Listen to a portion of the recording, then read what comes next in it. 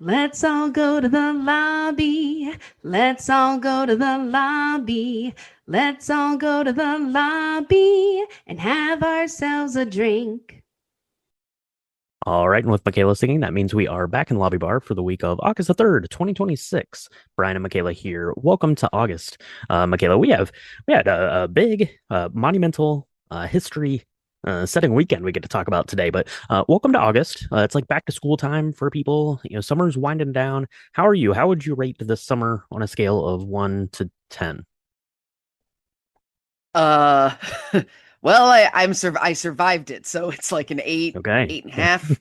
That's like a Um, 5 right there off the tip. So that's yeah, good. That's right. good. I mean, it could have been worse. Actually, as far as like really real summers go, this one wasn't so incredibly warm that it was impossible to do anything. So I feel like I got a good mix of like doing stuff and doing nothing, trying to relax, trying to, drink some fun cocktails. Man, Mm-hmm. I we just talked about this on the Hangout, and patrons, if you are interested in ever hearing about all the fun cocktails that we had like out in the world, join our Patreon because it's really fun. We talk about it. We talk about movies as well. It's really cool. But yeah, I feel like I had a really good like summer cocktail sesh like the Okay. last couple of months. So that's been good. But yeah, That's back to true. Yeah. school. It's a little early to go back to school.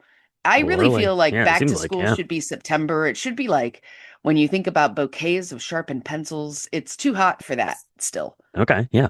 The aroma of freshly shaved number two pencils. Yeah, I agree. But yeah, so good luck back to school. I know a lot of kids are back like already like this week. So like good Yeah, luck with yeah, that this next morning. week. So get on it. So you're probably gonna have a lot to do, right? Running around things. You're gonna need an easy cocktail to get you through the week. And today we're doing one of the most easiest, that is definitely incorrect grammar right there, but one of the easiest and most enjoyable cocktail groups around. It's called the Bucks, and you might not have ever heard of a Buck, but I almost guarantee that you've had one because a Moscow Mule is a Buck.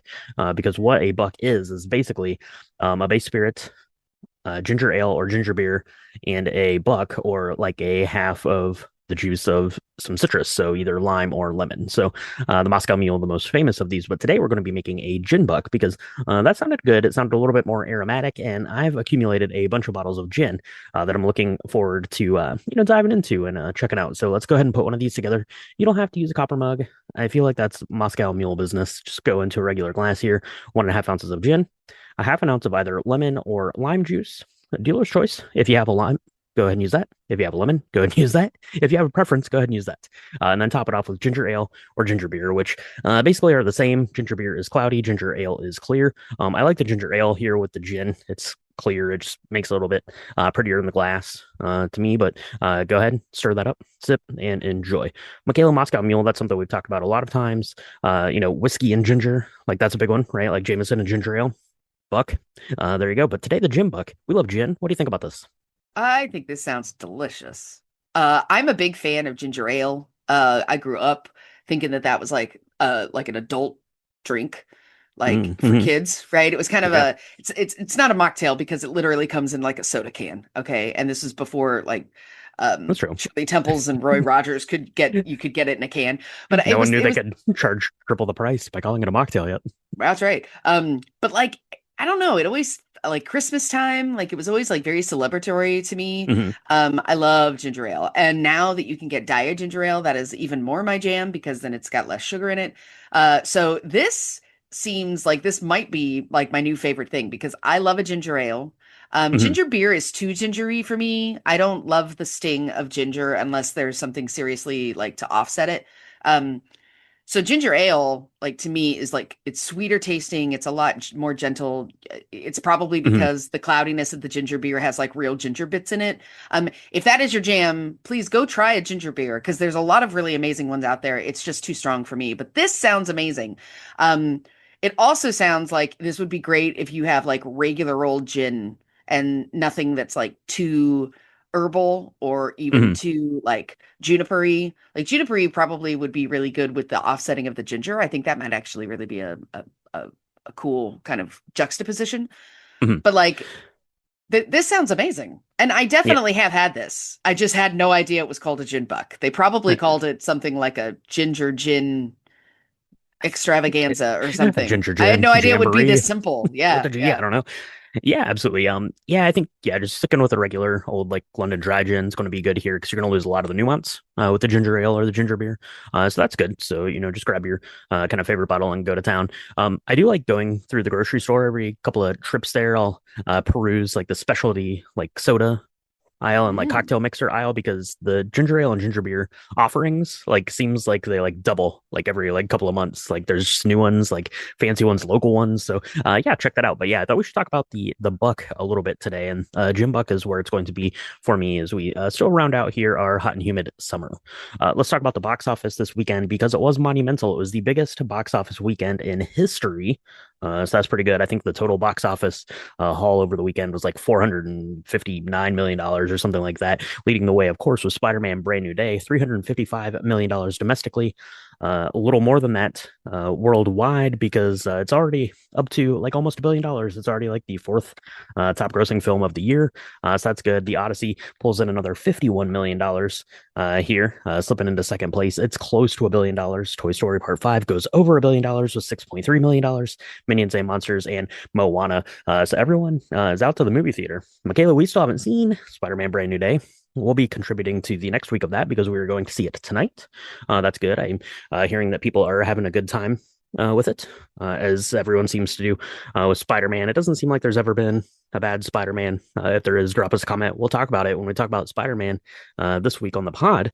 Michaela, you looking forward to see Tom Holland web swinging, slinging, doing the Spidey stuff? Uh-huh. Yeah. Looking forward to it. I'm actually, look, Tom Holland is a pretty great Spider-Man, and we can talk about this when we do our live episode. Because I think it's kind of become almost like a 007 kind of who was your favorite Mm, James Bond? There's always like that hmm conversation, who's hmm your favorite Spider-Man, right? Um, and now there's so many options, but I'm really looking forward to this one. Because I think that I don't know, I have no idea. I think this sets us up for Doomsday, which is great. I want to get that over with. And um, but I really love him and his like childlike wonder. I mm. love obviously he and Zendaya are amazing together. Um, and then John Bernthal is in this, and That's true. he's gonna be great. He's having like the best like the last 10 years. Everything he's touched has been pretty great. And to think that it all started because he was a jerk who slept with his best friend's wife when he was in the hospital in the first season of Walking Dead. There you go. There we Everything goes go. back to The Walking Dead. Yeah, absolutely. Go see that trio of actors in Spider-Man and the Odyssey at a theater near you. We're going to see it tonight. So hopefully we'll get some good cocktails there at the Regal. We'll talk about that. And then, yeah, we're doing a video podcast for Spider-Man Brand New Day this week. So look for that to drop on Thursday. We do have some things coming out this weekend. None of them are going to even come close to toppling Spider-Man, I don't believe, but we got a couple of things. Movie-wise, we've got One Night Only, romantic comedy kind of thing that's coming out. That one stars Callum Turner and Monica Barbaro. And we also have Super Troopers Part 3, the third installment here for the Super Troopers series, which turns 25 years old this year, the good old Super Troopers. Michaela, are we heading out to the movie theater to see One Night Only? Are we going to go see Super Troopers Part 3? Do we need to watch Super Troopers Part 1 and Part 2? Because I don't think either of us did that. I did not do that. Wait, you know what? I take that back. I think I watched the first one and I got it confused with That's true.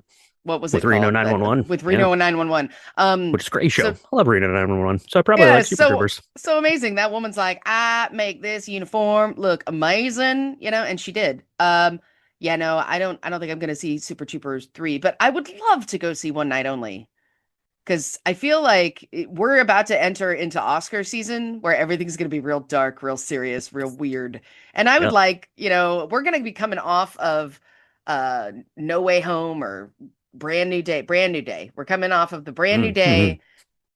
We need to we need a transitional film to get from like That's true. blockbusters to like esoteric films, highbrow films. So One Night Only sounds like it is absolutely my jam. And I love the guy Okay. in it, even though I thought it was the other guy the first Thought it was a different half, guy. It is three indeed quarters of the. It is indeed Callum Turner. Yeah, this looks pretty Yeah, good. It's probably not going to win any Oscars because I don't think everyone is ultra sad at the end of the movie. So we'll see. We'll see. Time will tell fair. on that. We have a couple of things coming to your TV screens as well. What I'm very excited for here. We have Star Wars Visions Presents The Ninth Jedi. So this is a full, like, fleshed out series of The Ninth Jedi, which was one of the Visions, I think, volume three, I think. Stories. So we have that coming out. That is coming to Disney Plus. If you're into that anime Star Wars thing, I'm interested to see how that plays out over, just being like a short film into like a whole series. So that'll be good. And then we also have Monsters of God coming to HBO, which was not something I was familiar with, but this sounds amazing. It is riding the coattails of Tiger King, of Chimp Crazy, but this is a gripping documentary that explores the shadowy world of exotic reptile smuggling. And it's these two rival kingpins, devastating vendetta, says the IMDb thing. Monsters of God. Look at this, Michaela. Are you like squeamish around big giant man-eating snakes and lizards that people should definitely not own in your house? Sorry, sorry, No, not I mean, sorry. I'm That's my very not a hot take. Hot take. yeah, I'm not squeamish about watching it from the comfort of my own home through a screen, Until you see or a little maybe even flutter behind you, and then you're uh, done. You're done yeah, and for. then I'm usually done for. This looks really interesting because this is yet this is yet again another like a documentary of this. So it's like Hmm. I love looking at documentaries that could rival a Jerry Springer episode in that Oh yeah. you watch them and you're like, man, my life might be real messed up. I might have made bad choices, but I didn't make these sets of bad choices. Like deciding that a chimp wouldn't eat my face off, or like Mm-hmm. I've got Hmm. this man eating I don't know, tiger exotic, I don't know, snake that I just let roam around my house and hope that it doesn't like constrict me to death in the middle of the night. And then I'm Hmm. shocked when Hmm. my dog goes missing. Like, who does this? I'm so excited about this. It's HBO, so it's going to be pretty well done. I mean, HBO, it'll be good. Yeah. Yeah, August yeah. 6th, that premieres. So, yeah, both of those coming out this week to your TVs. So, check those out. Everyone's probably going to go see Spider-Man again, or maybe Spider-Man's a one and done kind of thing. I don't know. We'll see. We'll see. Still going to be carrying on this weekend. Last week we talked about the Odyssey. That will be going over $1 billion here in the next day or two. This week we're going to be talking about Spider-Man: Brand New Day, which is going to be going over $1 billion. So, yeah, quite the monumental season here for the blockbuster films. So that's good. It looked like the average like movie return was up like way up, like even like pre-pandemic. So that's good. It's been a good year for movies and for the box office. So hopefully we'll see that continue here throughout. Over on Patreon, we did our hangout last week. We have our bonus episode about Moana. That is patreon.com/drinkthemovies. If you want to support the podcast, that's an excellent way to do that. And thank you so much to all of our patrons over there. But for now, Michaela, we have a buck to make. We have some Spider-Man to see. And yeah, it's going to be a busy week. So let's do that, and we'll talk to everyone next week in the lobby bar.